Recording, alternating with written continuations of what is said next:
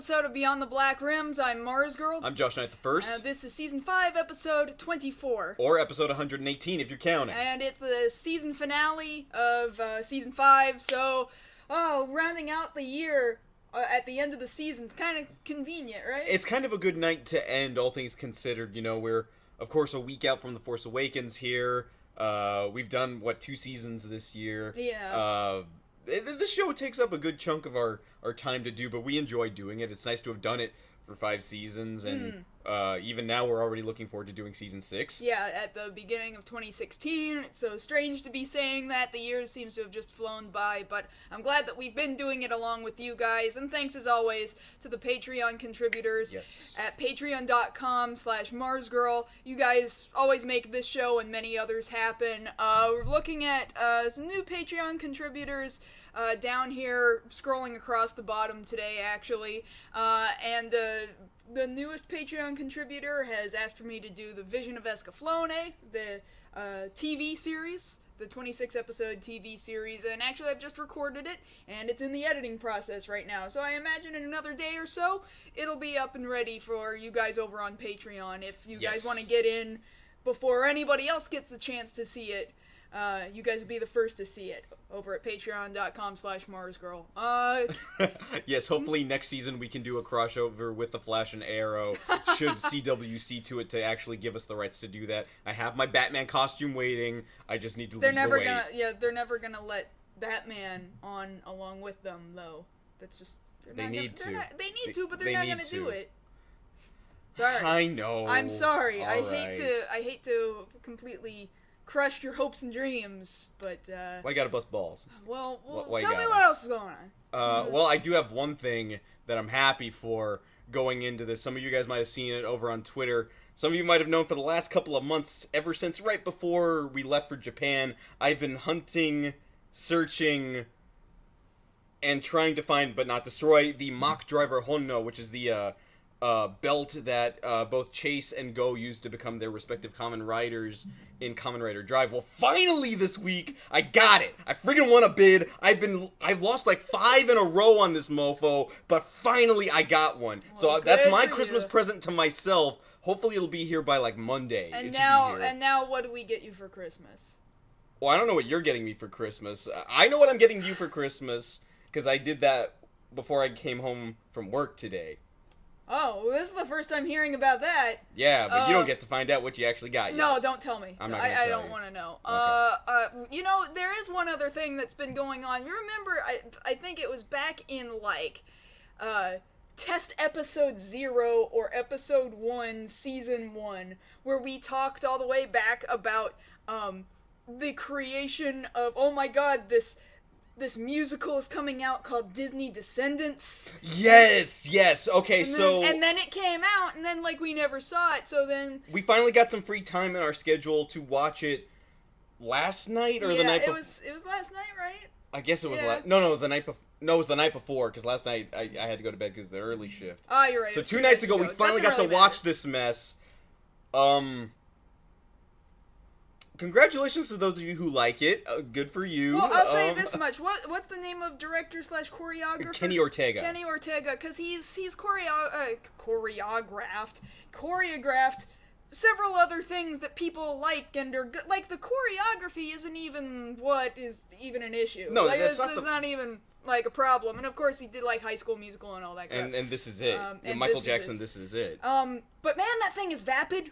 It's clearly it's totally designed for the tween set. Yeah, clearly we're way too old for it. Maybe if I were a younger girl, then maybe I would get into it. But it's so not even but we are not the target demographic. Let's clearly put it that we're not. At the same time, though, there are just things that bugged me, why is it that Belle and Prince King, whatever the name of the guy is that she ended up marrying out of Beast, why is it that they have a son and he's becoming king and his dad's not dead?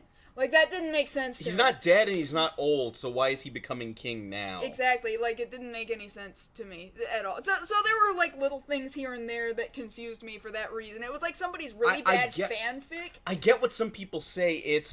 It definitely is Once Upon a Time by way of High School Musical, because it's very much energetic and very colorful and interesting to see certain people in it. Like, they have, comedian Maz Jobrani as Jafar, and he doesn't act a dang thing like Jafar, which is weird for me, because I've seen his most recent comedy special. That dude's funny! And I don't blame anybody for taking the parts that they did in that movie, because it's Disney and it banked. I think it's like, in the top 5... And who doesn't want to say they did something for Disney to get that nice, wholesome family audience? You know? To be recognized for something like that? Who doesn't want to do that? So, yeah, that's a thing that we did, I guess. Yeah, just maybe... Just wanted to say we did that because that was something we commented on, like, 3 or more years ago. Oh my god, have we been doing it that long? We have, We have been doing it that long, yeah. Wow. So, potentially, if you guys wanted to have us sit through it again and record a commentary track, maybe we could sit through it and suffer through it one more time for your enjoyment. It's almost 2 hours long! Oh my god! That's a long sucker, yeah. And then you just showed me before the show started, they've got some sort of companion little animated thingy that goes with it. Yeah, they are doing CG animated shorts that are like 2.5 minutes long, and they're currently still ongoing. That, and apparently they've slated some Descendants 2 thing. Yeah, they greenlit a sequel. So this is going to be the new cash cow for that nice tween audience right there. Right there. It's going to make money, so... Yeah, like I was... What, I think what did like you say? It's like the fifth highest grossing... No, the fifth highest most watched cable program ever. Cable movie, yeah. That's so weird to me. Yeah. Because it was on Disney XD, right? It wasn't. Yeah. It wasn't even on like core network television. It was on cable. Yeah, it was on cable. Like, Yeah. you had to pay money for that mess. Essentially, yeah. So. Or you can go ahead now, since enough time has passed. You can rent the movie at your local Redbox or what have you. That's easy. If you want to spend the buck on it, fine. But yeah, that's a thing. That's a thing that happened, and I just wanted to mention that it happened because we've talked about it before. That's the only reason why I bring it up. I want to say I was drunk. I wasn't. I was just, okay, it's here, let's do it.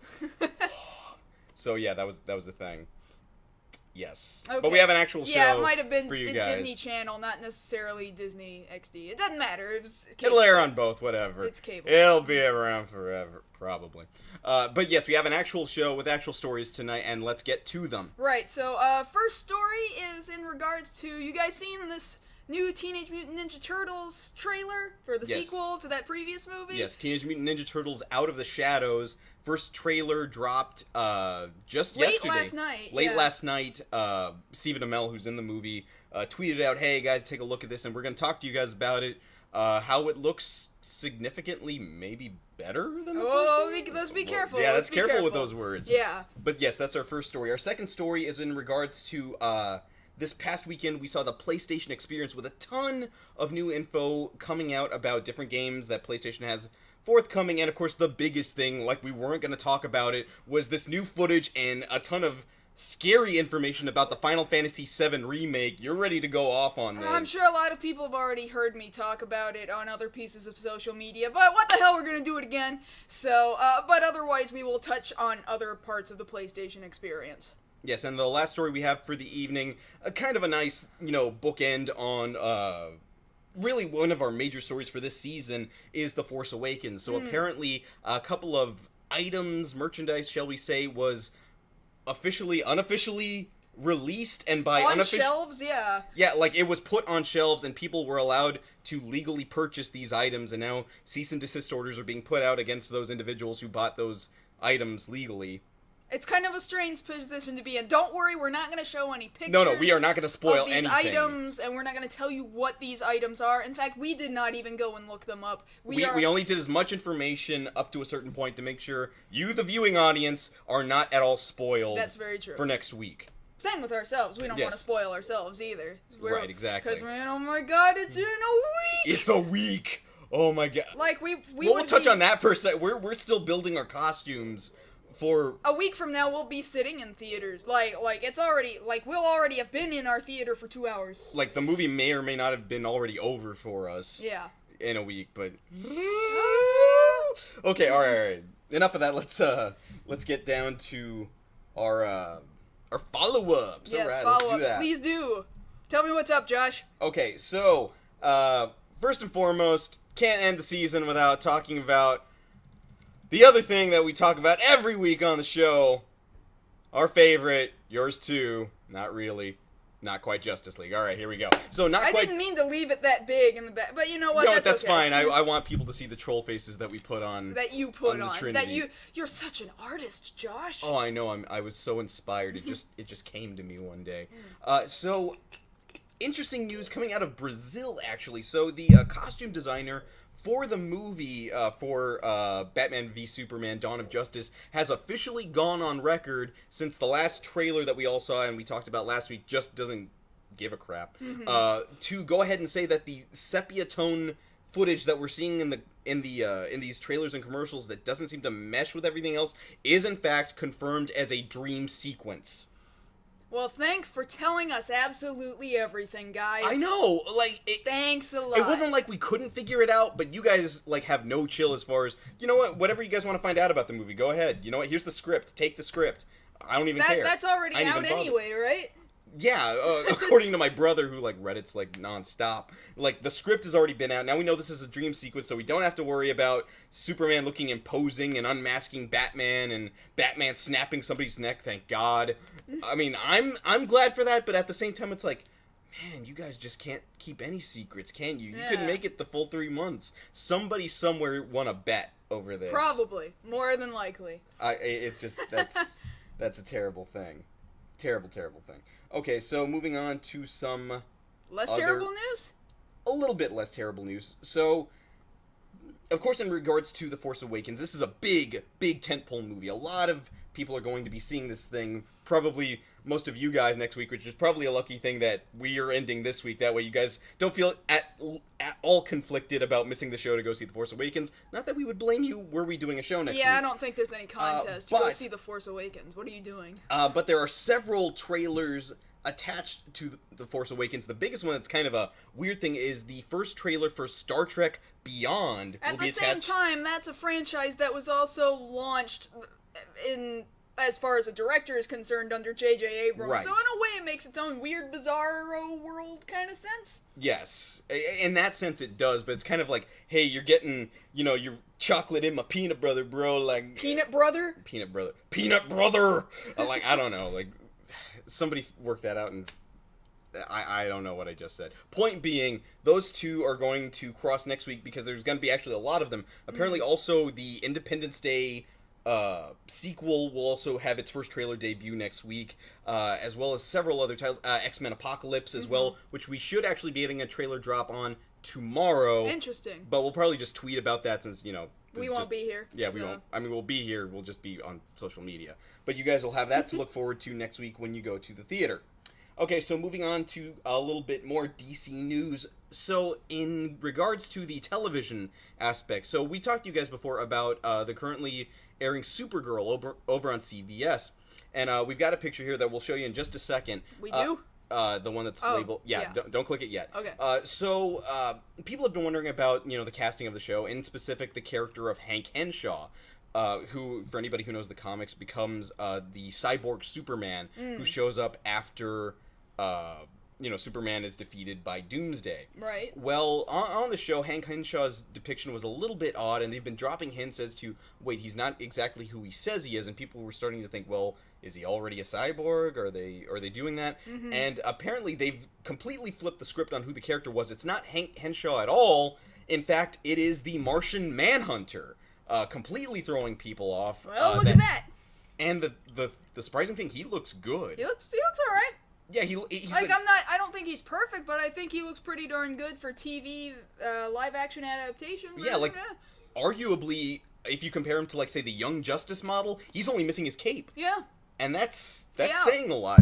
When you compare him to, say, Phil Lamar's rendition on Smallville, where technically he's got all the right colors in the right places, but it just doesn't work. It's kind of loud and annoying, and who would even wear that? Exactly. Are you trying to give away you're a Martian? No. Because you don't know what Earthlings dress like? Yeah, that was the excuse there. But here, he looks arguably as you would imagine he would look in this current live-action adaptation, scene. You know, he fits in with the aesthetic. So now I've seen a number of people on social media being like, wait, he's there? Well, I guess I better catch up now. Yeah. And I guess that's a good thing to pull for what I believe was their fall finale. You know, people are like, okay, here's a teaser. Now come on and watch. Come on, we know you want it. We know you want it. And at that point, I'm like, look how many members of the actual Justice League you now have on TV. Just bring them over. I was already complaining about it earlier. Just bring Batman, Superman, and Wonder Woman over. It's not gonna kill you. I promise. You'll make the money back. Okay, so another follow-up, and this is a little weird one to talk about. So we were talking to you guys last week about the Game Awards. Yes. And this is news that actually happened while the show was airing. Like, we were even watching it and kind of commenting on it as Metal Gear Solid 5 was getting an award. And who went up on stage? Kiefer Sutherland went up and accepted the award with Mark Hamill presenting the award on stage. And, like, we had it muted at the same time, so we weren't hearing what else was going on, despite the fact that, man, that would have been the perfect time to say something to you guys in the audience. So apparently then was announced that there was a reason why Hideo Kojima himself was not there to accept the award for Metal Gear Solid 5. Turns out, Kojima was actually threatened with legal action were he to actually show up at the awards. By Konami, threatening legal action of him. To which the announcer said this publicly to the audience. This is why he's not here. He would have loved to have been here. He's watching the show back at home in Japan.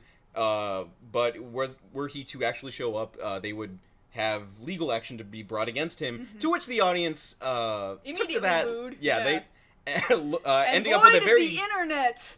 Whoo! Konami is not in the good interests of anybody right now. In fact, it's hilarious. Like, this isn't just gamers who are pissed. Like, the former executive, a former executive of Square Enix, Yoichi Wada, went ahead and spoke up on it and said, as I know, Mr. Kojima, I want to say, I can't believe this cruel treatment. But here I'm going to give my thoughts as a corporate exec. However you think about this is negative for business. Maybe leaving the home console market is management's plan, but going out of your way to make enemies with the world has no meaning. Like, okay. Well, yeah, like, I don't agree with a lot of Square Enix's decisions as of late, but at the same time, they're not, like, going out of their way to super poorly treat publicly their own employees and, like, basically hangman them, lynch them in front of hang them out to dry here. Seriously. They'll piss people off with their business management, but they're not, like... What is it with the companies not having any chill towards people anymore? I don't know, man. This is freaking ridiculous. This is terrible. So anyway, I just wanted to make mention of that. Because and I see, we were... and looking at the chat, seems that you all are familiar with the hashtag, which we won't repeat, but good for you guys for bringing it up. Please continue on which we totally support. Okay, so moving on to some other news also coming out of Japan. So we got our first look at the teaser for Godzilla Resurgence, or as they're calling it over there, Shin Godzilla, or Shin Gojira. And here we have this poster, which also came with like a 30-second, very short teaser. And you don't see Godzilla. You see some shaky cam, like, found footage style running away from something clearly behind whoever is filming in the background, as you're hearing, like, police officers and other people saying, "Run, hurry, get out of here," and that's about all the dialogue you hear in that teaser. Some people are really thrilled, other people are kind of like, Well, it's that kind of stuff I expect in a Godzilla movie, but maybe that's the problem with it. Like, yes, you showed me kind of the bare minimum of what I expect in a Godzilla movie. Now show me something else that's gonna actually get me excited, I feel, you know? Right now, I just don't feel anything. Well, the thing I will say about the poster is I have a problem with the size and style of the eye they decided to give him. Otherwise, I kind of like that he's got these really gnarly teeth all throughout. Like, he's got kind of a squatty face going on, but then again, his face was always a little squatty, but now I feel like the bridge of his nose is it's closer to their version, to the Toei version, which is fine. Of course it is. I'm saying even for the Toei version, it feels like the bridge of his nose is, like, way deep and on his face. Yeah. So, definitely we'll be keeping up with this. There should be more information coming out before the movie really debuts for all of us next July. Yes. So moving on to some other Japanese news. So we got another trailer, a full-size trailer today for Kamen Rider Batride War Genesis, and oh my god! Okay, alright, let me calm down here. Okay, first and foremost, something I've been complaining about this whole time, this trailer seems to confirm the fact that now you can finally do damage with the bike against the grunts. That's something that always bugged me. Because if you've ever played the game, if you're on the bike and you're trying to run into a squad of, like, shocker grunts or whoever... They out of the way. Yeah, they just kind of... You just push them out of the way gently. It's like parting the Red Sea. Basically. Like, really. you take no damage, they take no damage. And it's kind of annoying when, you want to be able to do that. Now, apparently, they fixed that. Good. On top of that, we have confirmed that, as we talked about before... you can play as Hongo Takeshi, who can transform in-game to Kamen Rider number 1, and confirming also that Hiroshi Fujioka is back in the role as Hongo Takeshi. Voicing himself again, yeah. As well as many other writers returning. Yuichi Nakamura returning as Zeronos, Tetsuo Kurata returning as Kamen Rider Black, Ryota Murai returning as Eiyu Kuga, Knight Hibiki is coming back, Ibuki, all of these other guys who really haven't touch the franchise, but still have nice ties to it, are actually coming back and doing the voices. That's good. Which is the nice thing about Batride Wars and even the Climax Heroes games. They, more than the shows, have been getting people back to voice their actors. Really, there's only like a handful now of actors who haven't returned to voice their roles, and that number's getting smaller every time they make a new game. Yeah, so what hopefully it seems like. Another installment or two will have everybody having come back, at least in voice, to reprise their character role. If only we could get that in the live action, that'd be great. Yes. Okay, so moving on to some other Tokusatsu news. So we have our first picture, not officially released, but it got out there, so let's take a look at it, of Dobutsu Sentai Zyuohger. And we can see the team here consisting of a red, yellow, blue, green, and white. The mech design has people a little off because they're calling this new design of what the mech is. We don't have a picture of it right here, but it's basically being dubbed the Minecraft Megazord. Well, you can kind of see it here in the bottom. Well, yeah, here in the bottom corner. You're right. This tiny little picture right here. Yeah, down that way. This corner here, and you see how it's very cubular the way. Yes, cubes are the motif this year. Cubes are in.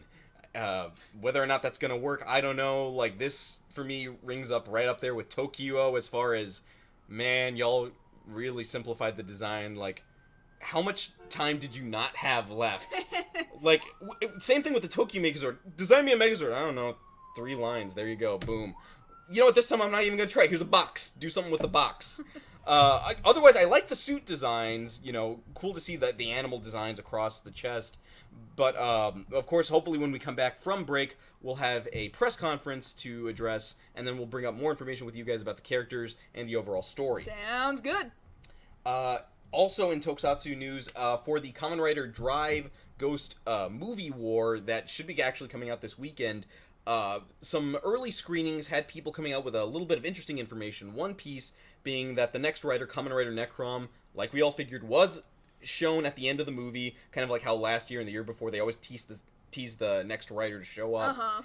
The other thing being that they're teasing the next superhero Tyson, which is apparently being subtitled All Ishinomori War. Interesting. So realize Ishinomori, he created, of course, many of these Japanese superhero teams that a lot of people slowly have grown to know over the years, and tons of different anime and manga. I think even to this day he's credited with having created the most manga under one dude. For one guy who's illustrated the most manga. Yeah, and since a lot of his other titles have spawned Tokusatsu adaptations in the past, you know, he's responsible, of course, for Kamen Rider and Super Sentai, but also Kikaider, what was it? Akumizer 3, Henshin and Jirachi, Inazumon, and so on. Zubat, yes. And a lot of them have already had kind of updated versions show up in recent Rider movies and whatnot. So I imagine it'll be very easy to have the suits ready for this upcoming movie. Yes. How it all fit together, I don't know, but hopefully we'll have more information on that next year. Yeah. And actually, we kind of ran over on the time for for follow-ups, but we've That's got okay. That's okay. another topic to talk about. Yeah, so actual topics. Yeah, our first one was what? Ninja Turtles, Ninja right? Turtles. All right, so somewhere here I've Right got there. the trailer running in the background already. We've started with our trailer in progress. For Teenage Mutant Ninja Turtles 2, what is subtitle? Out of the Shadows. Out of the Shadows. Which, this is gonna sound really freaking shocking, you guys, but, like, I don't know how to say this in a way that doesn't sound absolutely insane. You might as well just say it. This doesn't look like complete and utter crap. Like, this looks...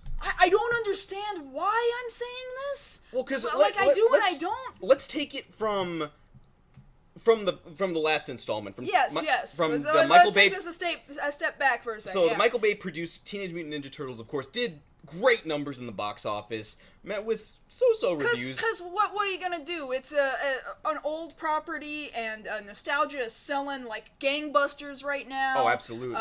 And despite the fact that people will come out and complain about it, it's Ninja Turtles, and it has never ever stopped making money ever. No. So, it's much the same as Transformers. So, and even though Michael Bay is not the director, you can still see Bayisms throughout it. Baysplosions. Yeah, Baysplosions. Like, you still see that in this trailer, even, too. Lots of Baysplosions. You're not gonna get away from the Baysplosions, really. No, it's just there. Just accept it.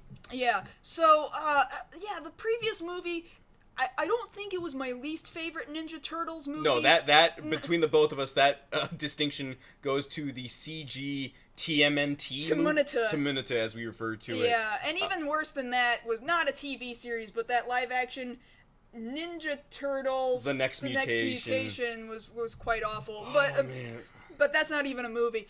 But it had really bad things about it. I still didn't really like the story, hardly at all. I didn't like the interpretation of the story. There's no saving April O'Neil, even in this trailer. In fact, there's no saving this version of April O'Neil. I'm sorry, April, you're just dead to me. And yeah, the Turtles were like these monstrous things that were hulking unrecognizable versions of to themselves. me. Otherwise, their interaction with each other was just about the most perfect thing I could have possibly asked for. The best example of that, and most people have at least seen the clip, is when they're going towards the end of the movie. They're going up the elevator to go take on Shredder, and they're just kind of next to each other, and they kind of end up beatboxing with their weapons. Yeah. For as simple and silly as that is, that felt like they're brothers. They get along. Now, I felt like all the other interaction they ever had with anybody else in the movie was complete and utter crap. Right, I agree to that. But what I'm saying is, like, it had pieces that were really bad, and then it had pieces that were really good, and I was like, oh, why didn't you just further take it in this direction? Well, now we're looking at this trailer, and I'm like, did you listen? Is that what happened? Yeah, because it seems Did that like... happen here? Because the thing about this trailer in specific is that, whereas this first movie, which of course isn't the first movie, but you guys understand what I'm saying. This first movie in this franchise, in this movie franchise, was very much trying to rewrite, reinvent the wheel, shall we say? And they go for a lot of edgy things and pushing the boundaries and super extreme. Mm-hmm. And this time, especially, the first thing that you notice in this is the Turtles' designs, with the exception of Raphael, who looks about as bulky as he did in the last one. Everybody else's muscle mass has shrunk. They still look really big. Like, they're big, but they're not nearly as, like, Hulk big. Yeah. Like, they're off the juice this time around. Yeah. Like, they look more average height compared to everybody else, not, like, up here, always having to look up at them. And, one, that's a step in the right direction, because the Turtles were, generally, they're considered short. Yeah. So I shouldn't have to, like, I get they're mutants, but that doesn't mean you had to make them big. They're still gonna be taller. I think they're still going to be taller than most people. Yeah. But at the same... Because if they changed it that much, it would be super noticeable. Right. This huge jarring difference between both movies. I just wonder why it is that only 3 of them seem to have shrunk and Raphael's still friggin' huge. Well, he's the most hardcore, always angry, I gotta get out there and fight kind of turtle. Now, right here in the trailer, you'll see the Turtles pulling up in this new vehicle, which is apparently like a modified dump truck, meant to be like their current turtle van. Yeah. And you remember... Back when we were kids, they had the toy, the toy which shot out little Playmates, that shot out little either little sewer caps or little pizza discs. And here they just shot out the sewer manhole covers. Yeah. Like, I'm like, y'all did the thing that the toy did as a kid. That makes me happy. Yeah, that was Notice also at the same time, I know you can't hear it, in the background they're playing a remix of Tricky. Of Tricky by Run DMC. Run DMC. So 80s music, which has been, of course, remixed and remastered for a modern generation, and it just sort of seemed to me like that's on purpose, right? That's like a decent parallel. Like you're acknowledging your original core audience who might have grown up with it in the past. Is that possible? And speaking of which, here we see Tyler Perry as Baxter Stockman, looking very Baxter Stockman-y. So I saw some people critiquing this, like, being really upset that it's Tyler Perry, like, oh, he's way too goofy. And I'm sitting here like, do you know what Ninja Turtles was supposed to be? If anybody read the original comic... It's parody. Like, yeah, the whole comic franchise was parody of everything that was going on in comics at that point in time in the early to mid-80s. Like, it was really super extreme, but it was like making fun of all of these things that. And here you see it right here. There's friggin' Rocksteady shooting a rocket out of a tank at the Turtles, and I'm like, yeah, that seems familiar to me. Yeah. Now, granted, Bebop and Rocksteady were cartoon-only additions to the 1980s Teenage Mutant Ninja Turtles animated series. And for all the... But so, too, was, what's his other dude who works at the Vernon. Vernon was also a cartoon-only character, but at the same time, like, yeah, I'm satisfied with that.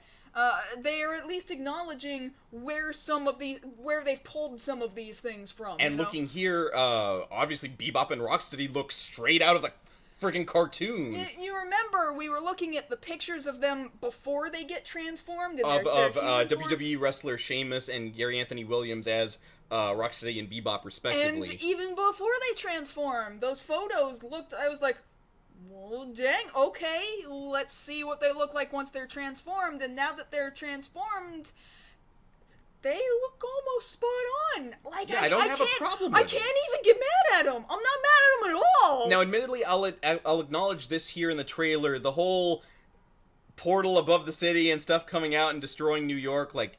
Yeah, Avengers, we've seen that. Like, you're not slick. No, probably not. However, how else are you going to expect them to address what is potentially... This is a speculating...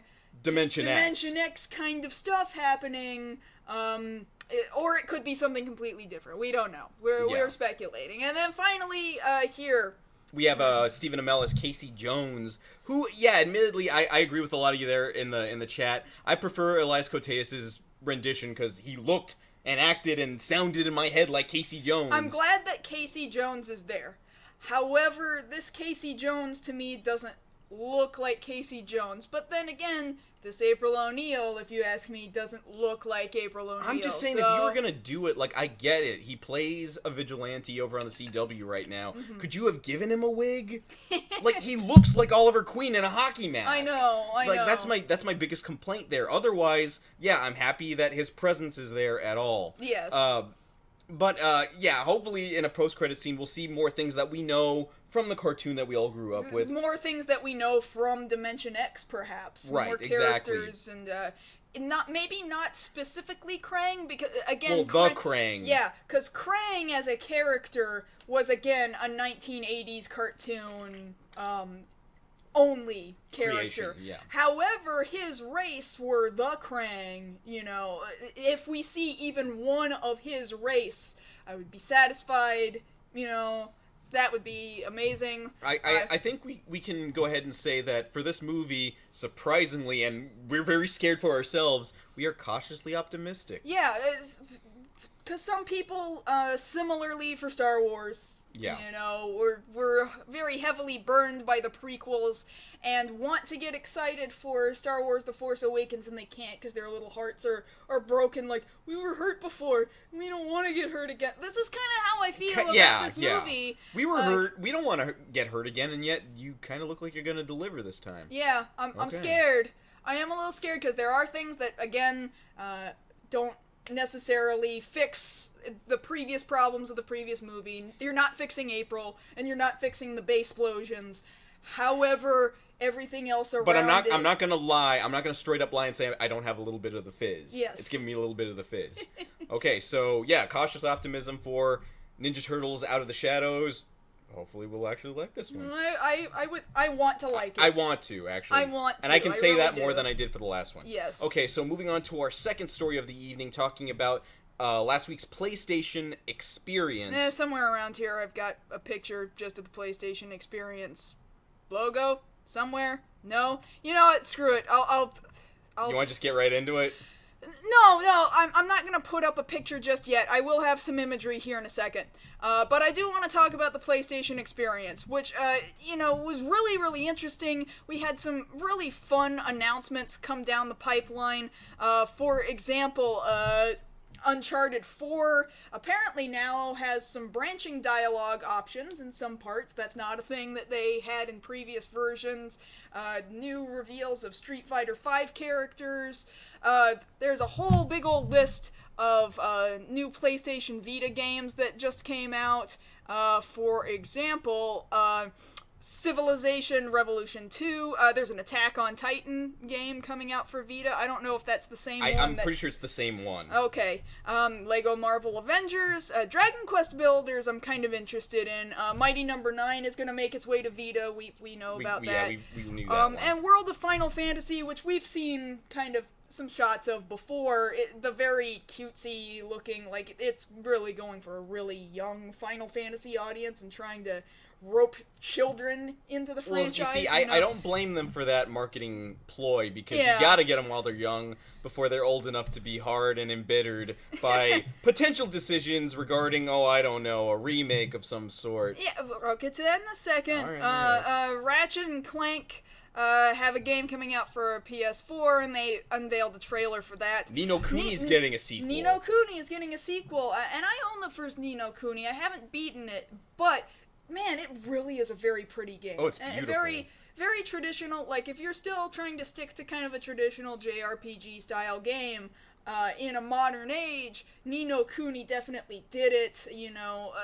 Very gorgeous 2D animated cutscenes, and so a sequel really has me wanting to finish the first game so that I can hurry up. You should just add that to your roster of completing stuff. I kind of have, but I have this thing where I know. random number generator. Okay.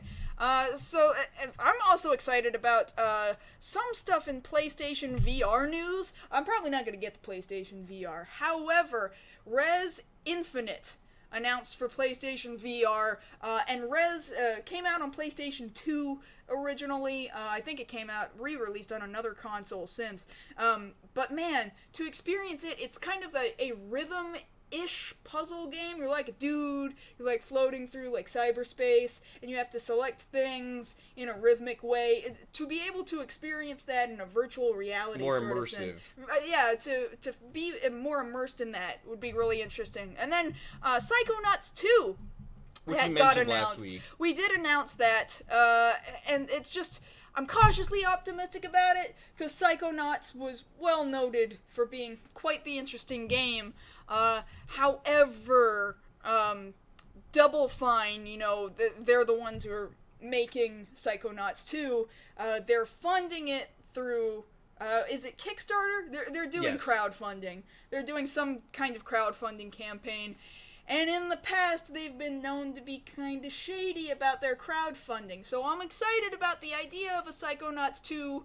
I hope it gets there, but I hope we also actually see Psychonauts 2 come to fruition. Right. I think I would buy it and play it, but maybe not necessarily fund it, if you understand my meaning behind that.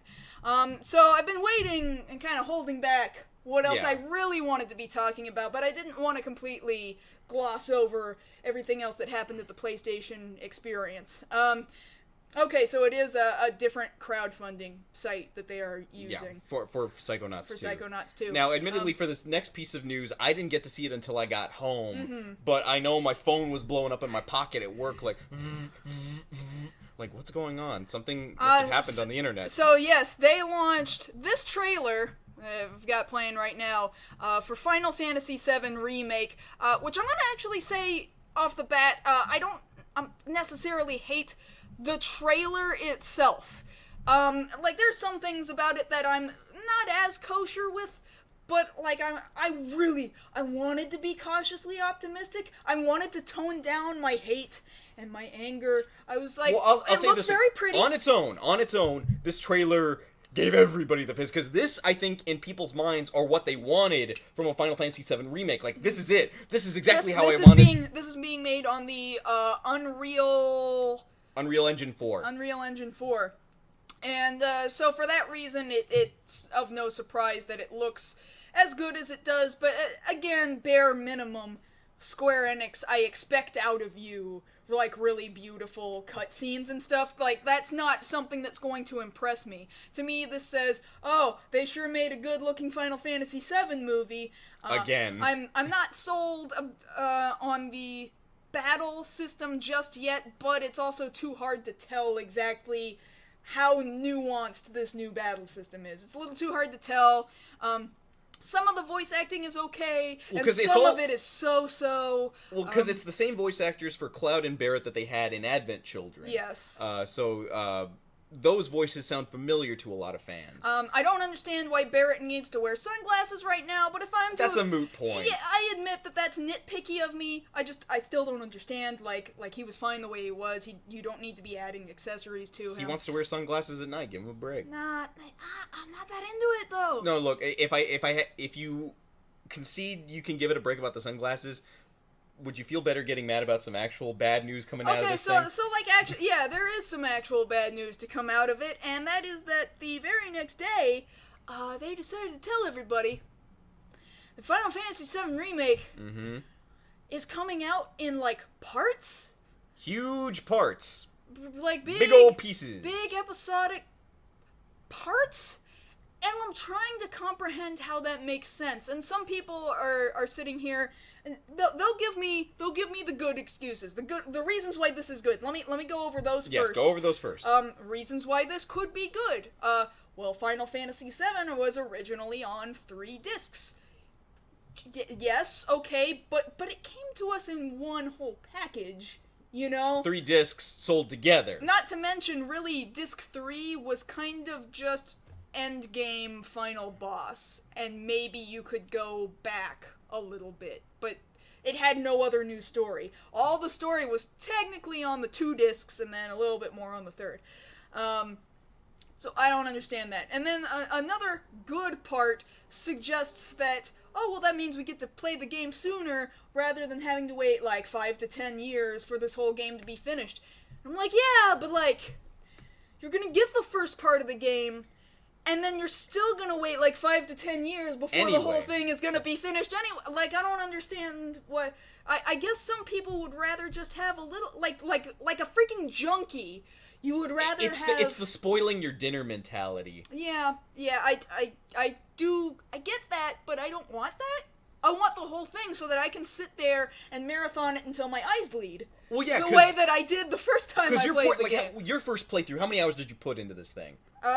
75 to 80 hours. Yeah, see, my brother and I, we didn't do everything the first time. I did almost everything. I wasn't good enough to do 50 everything. 50 hours, I think? Yeah. Like, we years ago we calculated, it was about 50 hours, and that was before he tried to go back and take on all the weapons, just because he wanted to do that. And I'm like, you go do that on your own, I'm gonna go have life. Yeah. Now, because it sucked so much out. Another thing people were trying to compare this to is like, well, what about comparing Final Fantasy X to Final Fantasy X-2, or Final Fantasy 13 to Final Fantasy 13-2 to Final Fantasy 13 Lightning Returns? Well, no! That's apples and oranges. Yeah, that's apples and oranges, because with Final Fantasy X and with Final Fantasy 13, those two were already their own full entire games. I see some people trying to compare it to Half-Life, and then Half-Life 2 and Half-Life 3, and Half-Life 3 is not out yet, and that's just part of the story. But see, like, Half-Life was already its own whole thing, and then later they decided to make a sequel game.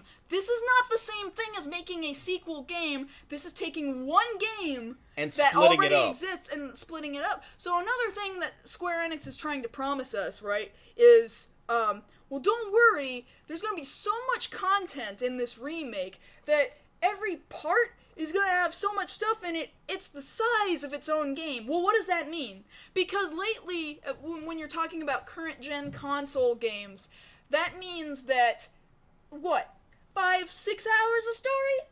Right? Maybe? I don't know. Like, what does that even mean? Yeah. And then the other thing you were bringing up is that the thing we keep coming back to is that, okay, you're pouring all of this time, effort, and energy into 7 Remake. Where the hell does that leave 15 in comparison? Well, yeah, here I'm trying to compare it. Now, granted, they're being built on 2 separate engines. This is being built on Unreal Engine 4. Right. Whereas Final Fantasy 15 is being built on the super costly, and I don't know why the hell they tried to ever use it in the first place, Luminous engine that they built themselves, and it has caused them years and years of headache. It's horrible. They brought the pain to themselves. Yeah, basically. So, all the same, though, I really kind of question, okay, well, how big is Final Fantasy 15 then? Because Final Fantasy 15 is supposed to be huge. It's supposed to be almost completely open world. You know, it's supposed to be massive. If it does not have as much stuff in it as a bunch of previous Final Fantasies did, like, you know, say Final Fantasy 6 through 12. Well, okay, 6 through 9, 10 was kind of linear, 11's online, it's a moot point. 12 was pretty big for a PS2 game. If it is not at least that big, if it does not compare to Final Fantasy VII, one, that's a disappointment for the direction that Final Fantasy games are going in, right? But what if it actually is as big as Final Fantasy VII? How is Final Fantasy 15 getting released? Is it getting released as a whole game on a disc? If it's getting released as a whole game on a disc, I don't understand how Final Fantasy VII could not be released as a whole game on a disc. Or are they going to release Final Fantasy 15 in parts also, which is still a terrible business model? Because see, all this says to me, if I really had to break it down and get all the BS out of the way, really all it says is Square Enix has found another excuse for not delivering on a whole game. Exactly. They can't complete a whole game. No, they can't, because their biggest problems are 2 things. One, they are trying to make 3 different AAA titles all at the same time. And I know 15, 7 Remake, and Kingdom Hearts 3. And now I know the 7 Remake, they're also getting some help with the partner group CyberConnect 2, who also made, like, a bunch of Naruto games, and the Dot Hack series, which, ironically, yeah, was, like, broken up into parts, but, I hate the Dot Hack series, so, if that tells you anything. And then 2, maybe they shouldn't freaking announce games, like, way before they've even thought of how they're going to make these games. Take Fallout 4, for example. We didn't know that they were going to give us Fallout 4 until it was, like, months before they were going to give us the whole thing. Like, they saved it all, they worked it all out, they were putting fine touches on it when they announced it to us, like, hey, guess what, guys? 5 months from now, start to pre-orders. Don't announce these games this early, because then, yeah, you got the rabid Final Fantasy VII a-hole fanboys, because they're out there, you know, like, Final Fantasy VII, like, it's not my favorite Final Fantasy, but I do think it's a good game. But there's rabid as hell fans out there, and they're going to be clawing at your front door going, give us this game, and you don't have a game to give them, so they're like, oh, well, they really want it, we could give them part of it and make money right now. Which seems to be exactly what they're trying to do. So it gets the fanboys off your back because you announced it way too stupid early, and they make money sooner, and we're going to keep shelling out money because people are going to buy it even though it's a stupid wallet-raping idea. Basically. People are going to do it anyway. And I get this horrible feeling like I'm going to have to get it too because I keep talking about it, even though I really don't want to give them money to participate in this obviously crack pipe idea. But, crack pipe idea of it, yeah. But I'm gonna have to, because I'm bitching about it on the internet, so that's... And we could keep going on about this, but we really got to get to the last story here. Yes, so yeah, definitely ask more questions about this. We'll talk more about it in the post-show. Mm-hmm. But we have one last story for you this evening, which of course goes back to one of our major stories for really this whole season, since we're a week away now from The Force Awakens, and that is the release of this supposed leaked material in the form of merchandise. Yeah, so I'm not showing you guys pictures of the merchandise, and as we said at the beginning of the show, we don't We don't even know what the leaked merchandise is. Well, we know it's toys. We know it's Hasbro-released toys. And I don't know what the characters are, I don't know what they look like, I don't know what they do. I've been trying to avoid them, because it seems actually really obvious that the left hand didn't speak to the right hand in the release of these toys. Don't go down toy aisles for the next week, guys.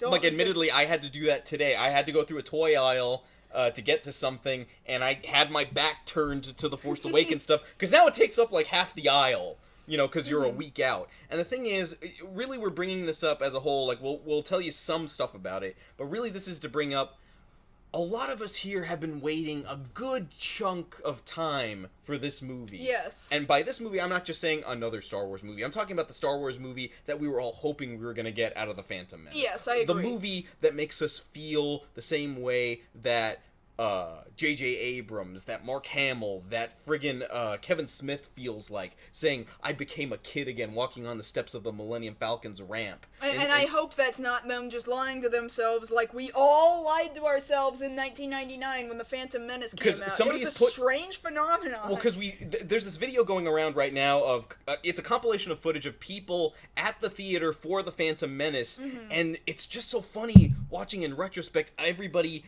pre-movie and post-movie saying, oh, it was great, it's the greatest movie ever, awesome, 9 out of 10. Well, because we were all blue-balled for more Star Wars. We were so hyped, we were, like, hyped blind, you know? I think that's probably what it was, and I am a little scared these days, especially looking back at that footage, like, I don't want to do that to myself. I really want to be able to take a step back, look at myself once we get out of the theater. Yeah. And be able to judge, actually be objective about it. Was this really a good movie? Let's not do that to ourselves again like we did in 1999. But in any case, so yeah, these toys got released like over a week early ahead of the release of the movie. And so different Star Wars sites and fan circles were taking photos of these things that they legally bought for themselves. They weren't just taking photos in the toy aisles. They, like, bought them, brought them home, took a photo of it, and then shared it on the internet. So, by definition, they own it legally. Yeah. They were able to go through legal channels to get it. However, it would appear that Disney Lucasfilm has started threatening legal action and sending cease and desist and takedown notices to all of these different websites for showing these photos of their toys that they legally purchased and sharing these pictures on the internet as if to say, hey, like, I know you bought these and all, but can you just not? Well, gee, maybe don't sell them? You know? Did that ever cross your mind? Now, you guys might have remembered us telling you this before, but when we were getting ready to see the end of the embargo, and we were getting ready to buy Force Awakens stuff, we went to our local Walmart, where they had, a week out early, shirts readily available on the rack of BB-8, Kylo Ren, Captain Phasma, ready to be bought, and we were there like, wow, these are out a week early. Well, they put out the whole thing, let's try and buy it, and then we get up to the counter, and they stopped us. Yeah. Which apparently didn't happen here. Like, they got out the store. Yes. They paid money. It was a legal transaction. I don't see how you can get around that, really. Yeah, I would love to have seen this go to court. Like, what was gonna happen? I know Disney Lucasfilm has all this money and all, but, like, who are you really gonna fool? Who are you really trying to fool? Well, because I think it's a moot point at this point, because really we're a week out. Anybody who's going next week bought their ticket. They've got opening weekend. They've got probably second opening weekend locked. Yes. Who's gonna not go to the movie after this? Like, people paid their money. You've got their money. We've already got the numbers on whose money you've got. We've got names and addresses. And you really think that was gonna hurt your bottom line that much? I mean, I don't think it is. Even now, with this information out there, I don't think it changed anything. No, the people who didn't want to know, for the most part, still don't know, because we're all trying so very hard, strangely enough, to hold on to the secret. It's really strange how good most of us are being about it. Like, I don't want to know, when we're here in this digital generation of people who are like, I have to know everything. Now, those people, of course, do exist. Even in the Star Wars fandom right now, and I must know everything. I have to know whether or not my theories are right now before I go in there and have my expectations shattered. They exist. But this Some time of you might be related to them. but right now, it just seems shocking how good we're all trying to be about not spoiling it for ourselves and for each other. Everything is labeled as spoilers, only look at this if you're interested in seeing spoilers, blah blah blah.